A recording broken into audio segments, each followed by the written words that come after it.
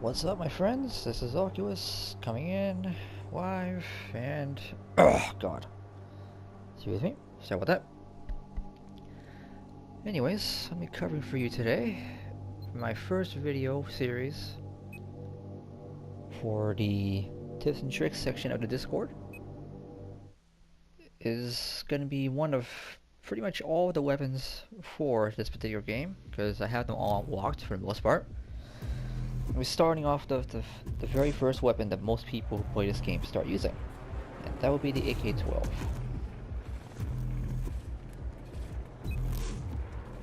Which I have it set for this particular setting right now. This is how I usually set mine up, to each their own of course, because everyone plays differently from everybody else.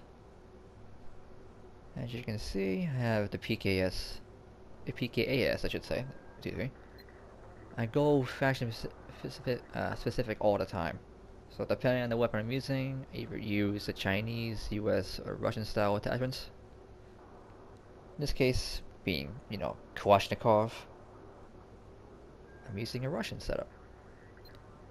I have no accessories on this thing, but I do have a suppressor, of course a Russian specific, as well as a potato grip. I bounce between the potato grip and the folding grip, simply by preference, because these do the same thing. Actually, these two do. Here's that. Now, with the way it's set up right now, you can see. Actually, no, it's probably better off if I just do it here. Hang on a second. Let me just take off everything. There we go. Completely standard, bare bones, out of the box. Alright. Well, as you can see, really straightforward. The first thing on the sights, you notice that's pretty hard to use.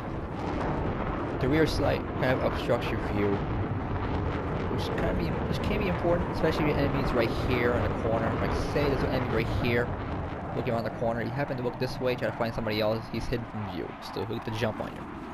You know. But for what it is, you can definitely see where you're aiming. Because the middle post, there's the half ring, and then the rear sight itself forms the edge. Just gotta line those up.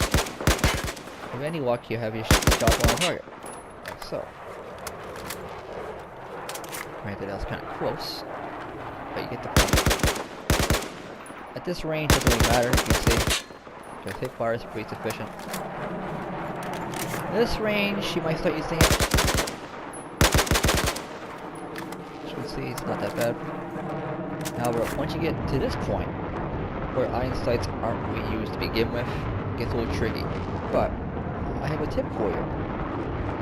Just tap fire. Doesn't always work, because there's a slight drift in the muzzle. That's just the idle sway. Can't avoid that. But as you can see, it works pretty good. As opposed to this. You already see the problem. That idle drifting causes the rounds to start waving around chaotically instead of going where you want to go. So compensating for the idle sway and controlling your trigger finger, it could actually save the day sometimes, provided your shots are fast enough that they don't react in time. But half the time they will, so bear that in mind. Which is why headshots are so important, as you can see. All I spend these is 2, on average.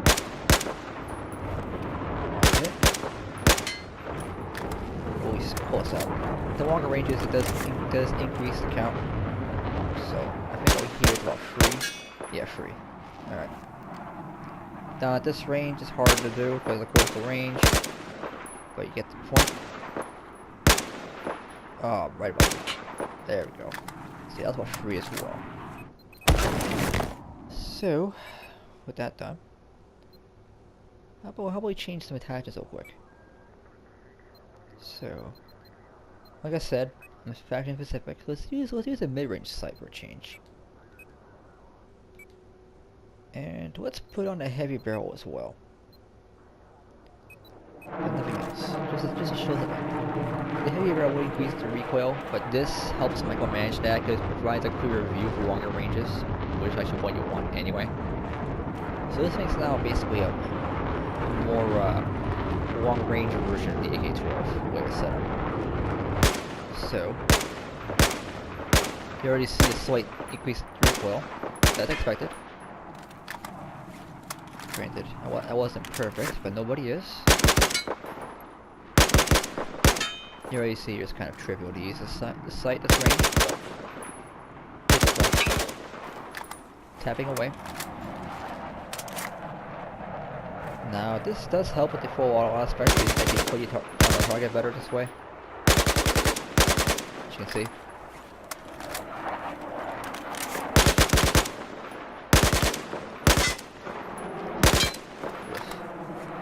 That's one of my pitfalls right there. Okay. So we have that one. Nice and easy. Now one thing I do want to demonstrate is the recoil pattern. So let's take that. Let's go back to bare bones. Alright, can I spawn anywhere close to this? I can. Sweet. Let's spawn over here. You see why in a minute. Because I want to use this building's solid walls for this. So, first, there's no like kit over here to actually regain ammo with. Not a big deal. Okay, so here we are. We'll use this wall. I want to show something. It's just, for instance, the recoil pattern just hip firing. Mind you, I do not have a finger on the right control stick at all, so bear that in mind. Now, same thing, but aiming at the sight. Here you see, it just goes straight up, and a little bit to the left. Well, not the left, the right as well, just a little bit. So, all we have to do to compensate our firing, simply just go a little bit down aiming, as you can see. Nice and easy. Not the best in the world, but it's full auto for you. Of course, the heavy barrel is increased, the suppressor is decreased. Let me just run right over here real quick. Actually, why am I doing that? Let me just do that. Because now I want to do this. Alright, so let's go to arrange this to the way I usually use it. Of course, camouflage doesn't matter. You can take your pick. Here. The way I use this thing usually, that's all you need. You already see the recoil is next to negligible.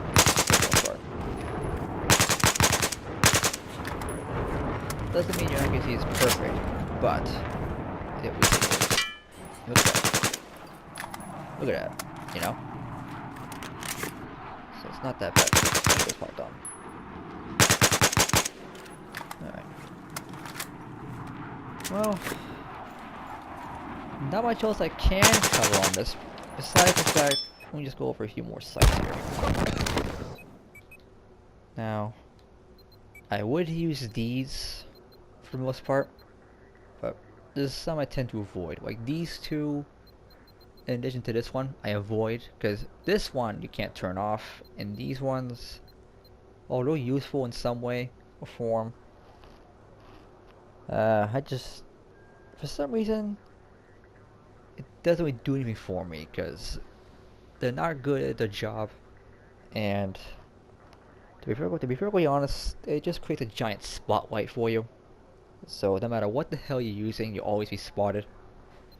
So I prefer using these myself. This is for instances where I'm using a mid-range sight and I need something to be able to aim up close comfortably.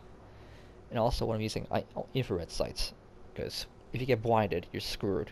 So, and this one of course with the mid-range sight as well. Actually no, other way around. This is for the close range sights.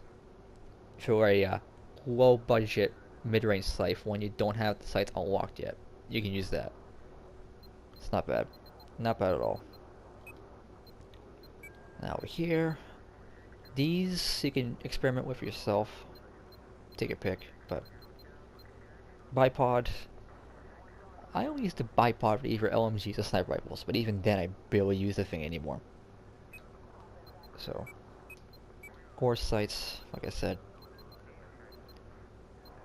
If you say knees on an AR, there's something wrong with you.